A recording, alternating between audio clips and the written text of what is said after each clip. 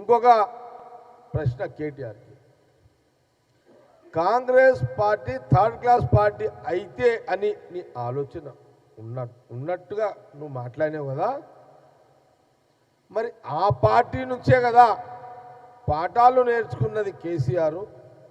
అంటే మీ నాయన ఆయన ఇక్కడి నుంచే కదా ప్రయాణమైంది. అంటే ఇప్పుడు కాంగ్రెస్ నీ లెక్కల కేటీఆర్ లెక్కల మాట్లాడుతున్నాను నేను. తెలంగాణ ప్రజలు, భారతదేశం ప్రజలు ఎప్పుడు కూడా ఈ మాట కాంగ్రెస్ పార్టీ గురించి మాట్లాడరు.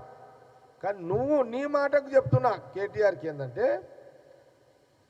నువ్వు కాంగ్రెస్ పార్టీని థర్డ్ క్లాస్ అన్నప్పుడు మీ నాయన ఇక్కడనే కదా, ఇదే గాంధీ భవన్ నుంచి కాంగ్రెస్ పార్టీ నుంచి ఆయన రాజకీయంగా అడుగులేసిండు. అంటే నీ లెక్కల మరి కాంగ్రెస్ థర్డ్ క్లాస్ అయితే మరి మీ నాయన కేసీఆర్ కూడా థర్డ్ క్లాసేనా? థర్డ్ క్లాస్ అయినట్టే కదా నీ లెక్కల కేటీఆర్.